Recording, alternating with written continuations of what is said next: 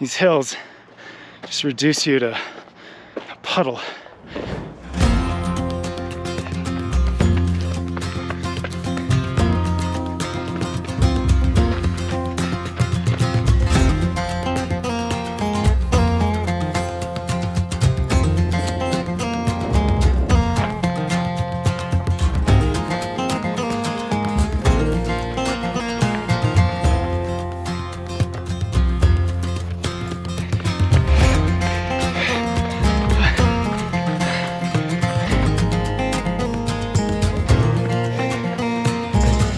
Here I am running in the mountains in Colorado, and I thought this was the perfect opportunity to talk about how to get better at running hills. Although I wouldn't really call what I'm running right now hills. This is truly mountainous terrain. But if you don't live in the mountains, there is still hope for you. If you want to be able to run hilly races and still do really well, if you want to be able to cover hilly terrain on group runs with your friends and not be spit out the back of the group, this video is for you. So let's talk about how to get better at running at hills, because it's a little bit counterintuitive based on what you might think. First, I want to start general. You don't actually have to be running hills all the time to be good at running hills. Studies have actually shown that the best hill runners are actually those runners with the most aerobic development. In other words, these are the runners with the most endurance. So if you want to get better at running hilly terrain, let's improve your endurance. Let's practice running a lot. Let's focus on building your mileage and consistently doing a long run almost every week. And not just any long run, but let's try to get in a decent long run, a double-digit long run. A long run that would enable you to do a half marathon if you wanted to, and a long run that would enable you to jump into marathon training if you decided you wanted to do a race 3 to 4 months from now. So if you're practicing a consistent double-digit long run and you're working on increasing your mileage, then you are more likely than not going to be better at running hills.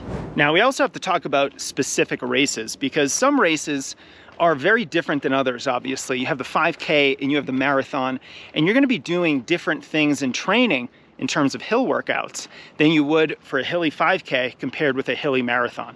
Let's start with the longer races first.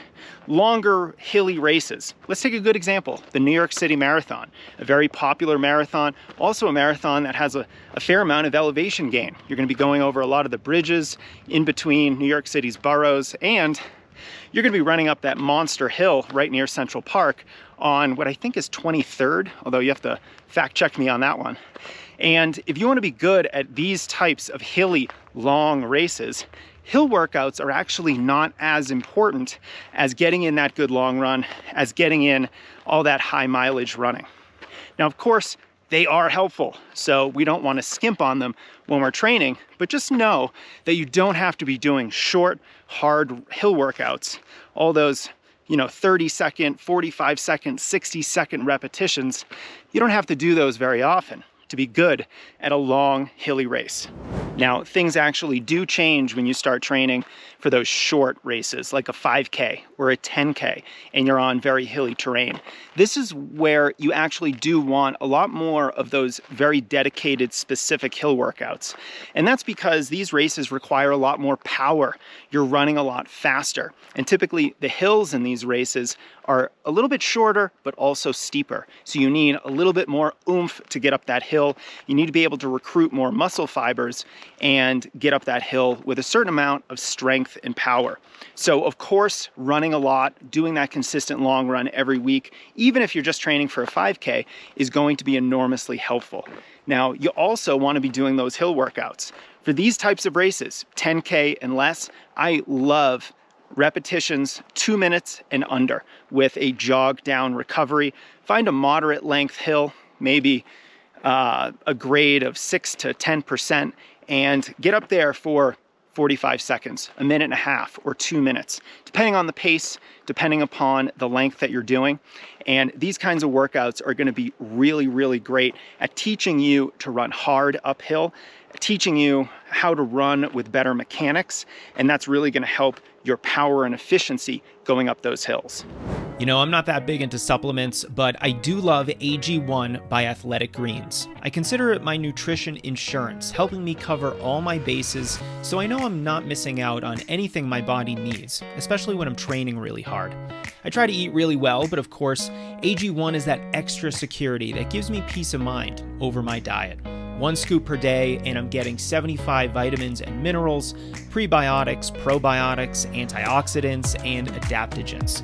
You can try it out too at athleticgreens.com/Jason, and they're going to throw in a free year's worth supply of vitamin D and 5 free travel packs. Check it out at athleticgreens.com/Jason. Now, in a perfect world, you wouldn't choose between any of these strategies. You would incorporate all of them into your training cycle. So yes, you'd be running relatively high mileage, whatever that might mean for you. Yes, you're going to be doing a double-digit long run, even if you're training for a 5K. And of course, we're going to be doing some hill workouts, even if you're training for a hilly long race, like a marathon or a half marathon. Now, the key here is how to integrate all of this into one coherent training cycle. And one of the best ways to do it is to start with longer, slower hill repetitions and build to shorter, faster hill repetitions. This general level of progression and periodization is going to help you keep the early parts of your season a little bit less intense, and then the later parts of your season will be a little bit more intense as you're focusing more on the power aspect of hill running. There are some types of hill workouts that you could do throughout the entire season, like a roller coaster run, which is sort of like just doing an easy run on very hilly terrain, so that you get more comfortable and build some extra strength by running up a lot of different types of hills, short steep hills, long gradual hills, and everything in between. You can also do hill sprints throughout the course of your entire training cycle, but I don't really consider hill sprints a workout. It's more like a drill that you're going to do after an easy run. These are max effort sprints, only about 6 to 10 seconds with a full recovery, so they're not actually very difficult, although they are very fast. Now, of course, this is a gross oversimplification of how to actually build hills into your training plan. Of course, we want to look at the exact type of race that you might be training for, the elevation gain, the specific types of hills in the race, and we will plan accordingly. But as you are building your own training plan, I hope this is helpful as you get an idea of what to focus on. The mileage, the long runs, the longer, slower hill repetitions, and then also the shorter, faster hill repetitions. You can include the hill sprints and the roller coaster runs throughout the duration of your training cycle. And by the time you line up for the actual race, you are not only going to be more confident on hills, because you have all different types of experiences on those hills, but you're actually going to be better at running them, leading you to run a much faster race time.